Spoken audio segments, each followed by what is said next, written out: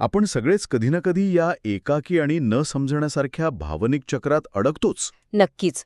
आणि अशा वेळी जेव्हा आपण या परिस्थितीबद्दल इतरांशी बोलतो तेव्हा अनेकदा अत्यंत वरवरचा सल्ला दिला जातो. हो, म्हणजे तोच आपला नेहमीचा सल्ला की सकारात्मक विचार करा. अगदी तेच, जस्ट बी पॉझिटिव्ह. पण हाच सल्ला सर्वात जास्त निरुपयोगी आणि कधीकधी त्रासदायकही ठरतो. त्रासदायक का? कारण जेव्हा आतून सगळं कोलमडलेलं असतं ना, तेव्हा एक आंतरिक धडपड सुरू असते. अशा वेळी फक्त सकारात्मकतेचा मुलामा लावून काहीच साध्य होत नाही. म्हणजे मूळ प्रश्न तसाच राहतो. हो. याचं मुख्य कारण म्हणजे आपल्या या शारीरिक अस्वस्थतेच्या आणि थकव्याच्या मागे एक अत्यंत गुंतागुंतीचा मानसिक आकृतिबंध असतो, ज्याला आपण सायकोलॉजिकल पॅटर्न म्हणतो. अच्छा, म्हणजे शारीरिक लक्षणांच्या मागे मानसिक कारणं असतात. होय.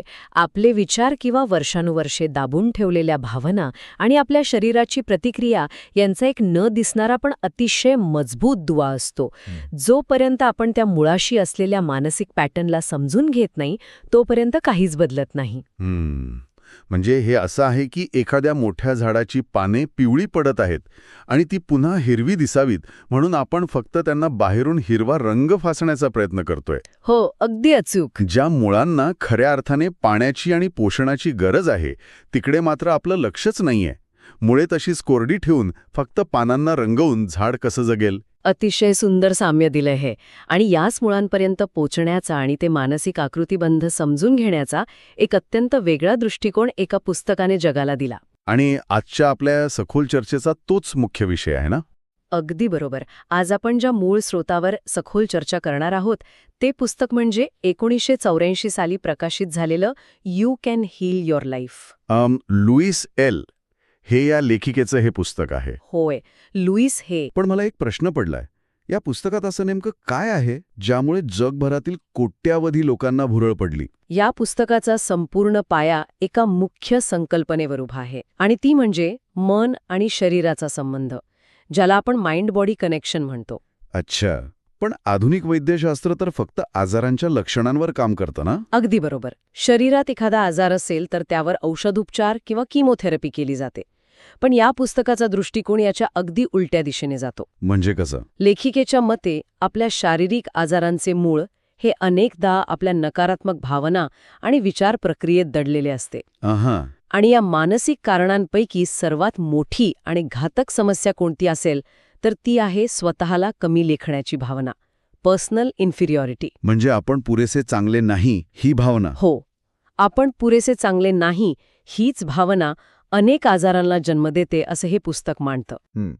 इथे मला थोडं थांबवून विचारायचंय, कारण आपण स्वतःला कमी लेखतो किंवा आपला स्वतःबद्दलचा जो अविश्वास आहे त्याचा आणि शारीरिक आजारांचा थेट संबंध कसा काय असू शकतो? हां, तुमचा प्रश्न रास्त आहे. म्हणजे एक साधा विचार प्रत्यक्ष आजारात कसा बदलतो हे ऐकायला थोडं अमूर्त वाटतं. हाच अत्यंत कळीचा मुद्दा आहे. हे समजून घेण्यासाठी आपण आर्थिक असुरक्षिततेचं उदाहरण घेऊया.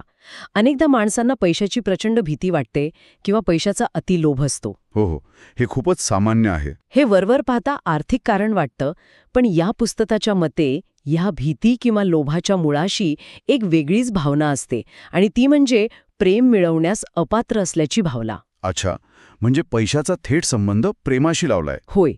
जेव्हा एखाद्या व्यक्तीला आतून असं वाटत असतं की आपण कोणाच्या प्रेमास किंवा आदरास पात्र नाही, तेव्हा ती व्यक्ती ती भावनिक पोकळी पैशाने भरून काढण्याचा प्रयत्न करते. आणि मग त्याचा शरीरावर काय परिणाम होतो? आतली ही जी असुरक्षितता आहे ना, ती शरीरामध्ये एक प्रकारचा सततचा ताण म्हणजे स्ट्रेस निर्माण करते. हा ताण आपली रोगप्रतिकारक शक्ती कमकुवत करतो. बापरे. आणि मग शारीरिक आजार डोकंवर काढतात. या पुस्तकात याबद्दल खूप खोलवर सांगितलंय की कशा प्रकारे आपल्या शरीरातील प्रत्येक अवयव आपल्या विशिष्ट भावनांना कसा प्रतिसाद देत असतो. म्हणजे आपण पैशाच्या मागे धावतोय असं वरवर वाटतं, पण मुळात आपण स्वतःच्याच नजरेत स्वतःची किंमत शोधत असतो आणि ते न मिळाल्यास शरीरावर त्याचा ताण पडतो. अगदी बरोबर. पण मग एक प्रश्न असा पडतो की स्वतःला कमी लेखण्याची ही भावना मुळात येते कुठून? म्हणजे कुणीही स्वतःहून स्वतःला कमी का लेखेल? तिथेच आपण या पुस्तकातल्या दुसऱ्या अत्यंत महत्त्वाच्या टप्प्याकडे वळतो, ज्याला लेखिकेने लहानपणीचे विचार आणि विचारांची साफसफाई असं म्हटलं आहे. विचारांची साफसफाई म्हणजे मेंटल हाऊस क्लिनिंग? हो. लेखिका अत्यंत स्पष्टपणे सांगते की आज आपण जे काही नकारात्मक विचार स्वतःबद्दल करतो त्यातले बहुतांश विचार आपले स्वतःचे नसतातच मुळी. मग ते कोणाची असतात? ते आपण लहानपणी आपल्या आजूबाजूच्या मोठल्या माणसांकडून नकळतपणे स्वीकारलेले असतात. म्हणजे कुटुंबातील लोकांची भीती, त्यांच्या असुरक्षितता, त्यांचे पूर्वग्रह आपण लहानपणी एका स्पंजसारखे शोषून घेतो. अच्छा. आणि मोठे झाल्यावर आपल्याला वाटतं की ते आपलेच विचार आहेत. हो, आपला तसा गैरसमज होतो. आणि यावर उपाय म्हणून लेखिका मेंटल हाऊस क्लिनिंग ही संकल्पना मांडते. जुने विचार काढून टाकण्याची प्रक्रिया.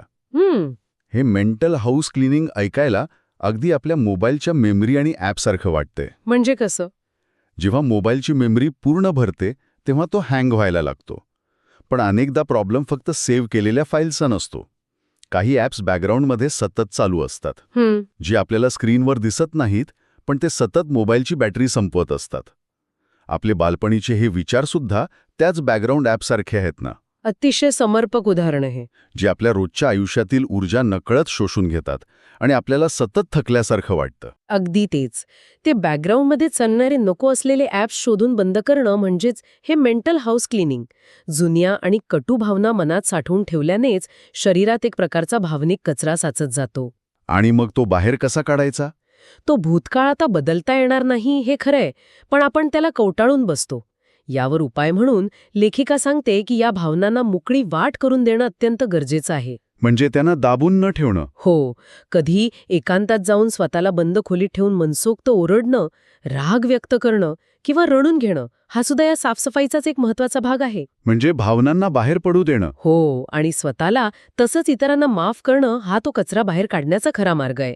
भावना दाबून ठेवण्यापेक्षा त्या व्यक्त करणं किती गरजेचे आहे हे यातून समजतं. पण हे प्रॅक्टिकली कसं करायचं? कारण जुन्या सवयी आणि विचार इतक्या सहजासहजी जात नाहीत. खरे, इथे एक एक्सरसाइज आहे जी मी इथे पूर्ण सांगणार नाही, पण ती करण्यासाठी स्वतःशी प्रचंड प्रामाणिक राहावं लागतं आणि ती थेट आपल्या अंतर्मनाला भेटते. कोणती एक्सरसाइज आहे ती?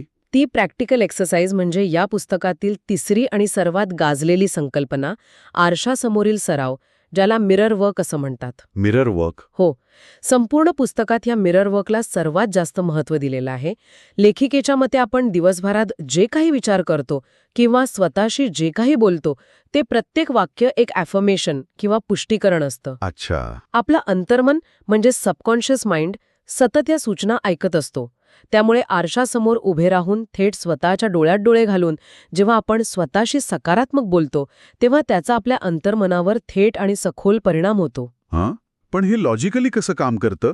म्हणजे फक्त आरशात बघून स्वतःशी बोलल्याने आतला विचार कसा बदलेल? तो बदलतो कारण आपण थेट स्वतःला सामोरे जात असतो. सगळं काही वाईट घडत असतं तेव्हा थेट आरशासमोर जाऊन स्वतःच्या डोळ्यात पाहत मी तुझ्यावर प्रेम करतो आणि ही वेळही नक्की निघून जाईल असे म्हणणे सुरुवातीला भयानक अवघड वाटू शकते. हो, हे प्रचंड कठीण असतं. कारण आपण अनेकदा स्वतःचीच नजर चुकवतो.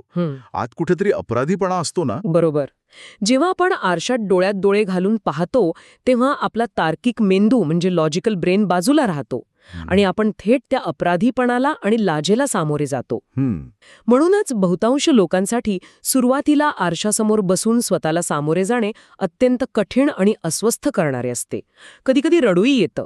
म्हणूनच याला मिरर वर्क किंवा काम म्हटलं आहे. म्हणजे हा एक सराव आहे? हो, लेखिका यासाठी सलग 21 दिवसांचा सराव करण्याचा सल्ला देते. जेव्हा एखादी वाईट गोष्ट घडते तेव्हा स्वतःला दोष देण्याऐवजी आरशात पाहून स्वतःला आधार देणं आवश्यक असतं. आणि हे करण्यासाठी खूप धाडस लागत असेल. नक्कीच. ही गोष्ट जशी लेखिका समजावते ती पूर्ण समजून घेण्यासाठी पुस्तक वाचणं आवश्यक आहे. कारण त्या 21 दिवसांच्या प्रवासात अनेक भावनिक अडथळे येतात जे पार करावे लागतात. म्हणजे स्वतःचाच एक आधारस्तंभ बनण्याची ही प्रक्रिया आहे. हे सगळं ऐकताना मनाची अवस्था एका बागेसारखी वाटते, जिथे जुनं सगळं उपटून काढून नवीन काहीतरी रुजवायचं आहे. अगदी बरोबर. आणि हीच या पुस्तकातील चौथी महत्वाची संकल्पना आहे, मनाचा बगीचा किंवा द गार्डन मेटाफर. मनाचा बगीचा? हो, लेखिका म्हणते की ज्याप्रमाणे एका ओसाड जमिनीत नवीन बिया पेरल्यानंतर त्या रातोरात रुजत नाहीत, तसेच नवीन सकारात्मक विचार मनात रुजवण्यासाठी वेळ लागतो. म्हणजे संयम ठेवावा लागतो. हो, आधी तुम्हाला बागेतील तण म्हणजेच जुन्या नकारात्मक सवयी उपटून काढावे लागते. मग जमीन तयार करावी लागते, बिया पेराव्या लागतात आणि सर्वात महत्त्वाचे म्हणजे अत्यंत संयमाने त्या बियांना रोज खत पाणी घालावे लागते. म्हणजे ही एका रात्रीत होणारी जादू नाहीये. अजिबात नाही. सकारात्मक विचार करणे ही कोणतीही जादूची कांडी नाही, तर ती एक कला आहे, एक कौशल्य आहे, जिचा रोज सराव करावा लागतो. हे सगळं ऐकायला खरंच खूप आशादायी वाटतं. पण आता आपण या चर्चेच्या अशा एका वळणावर आलो आहोत, जिथे नाण्याची दुसरी बाजू पाहणेही तितकेच महत्त्वाचे आहे. हो, ते खूप गरजेचं आहे. कारण लाखो लोकांना या पुस्तकातून मानसिक आधार मिळाला असला तरी वैद्यकीय समुदायाकडून या सिद्धांतांना प्रचंड कडक शब्दांत टीका झालीय. आपण दोन्ही बाजूंचे दावे समजून घेणं गरजेचं आहे, जेणेकरून पूर्ण चित्र स्पष्ट होईल. अगदी बरोबर. कारण विशेषतः पुराव्यावर आधारित वैद्यकशास्त्र म्हणजे एव्हिडन्स बेस्ड मेडिसिन च्या तज्ज्ञांनी या पुस्तकाला आणि त्यातील सिद्धांतांना थेट छद्मविज्ञान किंवा सुडोसायन्स म्हटलं आहे. सुडोसायन्स म्हणजे खोटं विज्ञान. हो, अनेक डॉक्टर्स आणि शास्त्रज्ञांच्या मते शारीरिक आजारांचं मूळ हे केवळ मानसिक स्थितीत असते, हा दावा वैद्यकीयदृष्ट्या निराधार आणि अत्यंत धोकादायक असू शकतो. कारण शरीराचे स्वतःचे काही जीवशास्त्रीय नियम असतात, जे केवळ विचाराने बदलता येत नाहीत. शारीरिक आजारांकडे दुर्लक्ष करून केवळ मानसिक कारणांवर भर दिल्याने योग्य वैद्यकीय उपचारांपासून रुग्ण दुरावू शकतो, असा अत्यंत स्पष्ट इशारा तज्ज्ञ देतात. हा खरोखरच विचार करायला लावणारा विरोधाभास आहे. एका बाजूला मन शरीरावर कसा परिणाम करतं हे आपण नाकारू शकत नाही. ताणतणावामुळे आजार वाढतात हे सत्य आहे. हो, ते तर आहेच. पण दुसऱ्या बाजूला जीवशास्त्राचे आणि विज्ञानाचे नियमही तितकेच प्रबळ आहेत. हे आपल्याला ग्रे एरियामध्ये उभं करतं. मन आणि शरीर यांच्यातील या सीमारेषेवर नक्की काय सत्य आहे हा खूप गुंतागुंतीचा प्रश्न आहे. बरोबर. म्हणूनच जेव्हा आपण असा माहितीचा साठा अभ्यासतो ना, तेव्हा आपली सद्सद्विवेक बुद्धी जागृत ठेवणं सर्वात गरजेचं असतं. मानसिक ताण रोगप्रतिकारक शक्ती कमी करू शकतो हे विज्ञानही मान्य करतंच. पण प्रत्येक आजार हा फक्त विचारांचाच परिणाम असतो असं मानणं अतिशयोक्ती ठरू शकतं. कोणती गोष्ट आपल्या भावनिक आरोग्यासाठी उपयोगात आणायची आणि आजारपणात आधुनिक वैद्यकीयशास्त्राचा योग्य आधार कुठे घ्यायचा याचा समतोल साधणं ही आपली स्वतःची जबाबदारी असते. अगदी 100% खरे आहे. आजच्या या सखोल चर्चेनंतर आता वेळ आली आहे संवादाचा वेग थोडा शांत करण्याची. एवढे सगळे दृष्टिकोन आणि ही सगळी माहिती ऐकल्यानंतर आपण सर्वांनीच थांबून स्वतःला काही प्रश्न विचारण्याची गरज आहे. आपण शेवटचं कधी कोणत्याही मुखवट्याविना स्वतःशी खऱ्या अर्थाने प्रामाणिकपणे बोललो आहोत. आणि जे विचार आपण रोज करतो स्वतःला, ज्या त्राजूत तोलतो, ते विचारांचे पॅटर्न खरंच आपले स्वतःचे आहेत का, की ते भूतकाळात कुठेतरी कोणाकडून तरी नकळत उसने घेतलेले आहेत? या प्रश्नांची उत्तरे शोधण्याचा प्रवास हा प्रत्येकाचा वैयक्तिक असणार आहे. या पुस्तकाची लिंक डिस्क्रिप्शनमध्ये दिलेली आहे. कारण शेवटी आजारातून बाहेर पडणं हा काही अंतिम मुक्काम किंवा शेवट नाहीये, तो फक्त एक सुरुवात आहे. जेव्हा आपण स्वतःच्या आत डोकावून स्वतःला समजायला लागतो, तेव्हा एक प्रवास संपून पुढचा नवा प्रश्न जन्म घेतो. आणि खरा बदल तेव्हा सुरू होतो जेव्हा आपण फक्त माहिती गोळा न करता आपल्या मनाला नवीन दिशा देण्यासाठी ट्रेन करायला शिकतो. तोवर विचार करत राहा.